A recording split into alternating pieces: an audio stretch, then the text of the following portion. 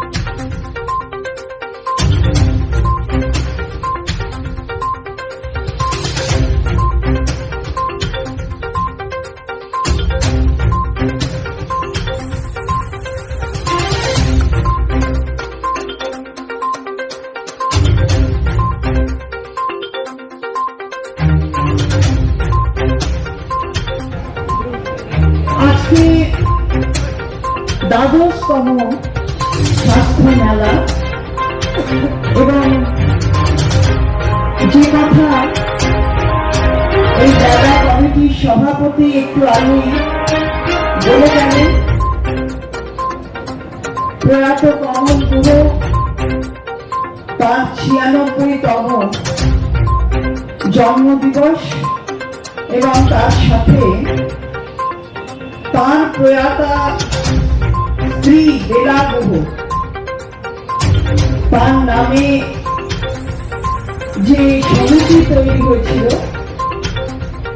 তাদেরই মুখ্য উদ্যোগে, এই সমিতির মুখ্য উদ্যোগ সঙ্গে আরো সবাই রয়েছেন, সহযোগিতার হাত বাড়িয়ে দিয়েছে। 12 বছর ধরে অর্থাৎ 1 যুগ ধরে এই মেলা চলছে। এখানে যার আমন্ত্রণে আমি আগেও এসেছি, এবারেও এলাম, রাজ্য সরকারের মাননীয় মন্ত্রী উদয়ন গুহ, আমি সকলকে অনেক অনেক অনেক শ্রদ্ধা নিবেদন করি যে এইভাবে একটা স্বাস্থ্য মেলা 12 বর্ষ ধরে চলছে, অর্থাৎ 1 যুগ ধরে চলছে। এই যে এখানে সবাই আসছেন, দেখাতে আসছেন শরীর স্বাস্থ্য ভালো রাখার জন্য, এই ভুবনে এই ভবনে আরো আরো অনেক দিন তাদের স্থান থাকুক, সেই প্রার্থনায় করে এই স্বাস্থ্য মেলা শুরু হয়েছে। Sponsored by Bishal emporium. যুগ বদলেছে জীবনের ধারা, তাই নিজের ঘরকে শৌখিনতায় মুড়ে ফেলতে চলে আসুন। Co-sponsored by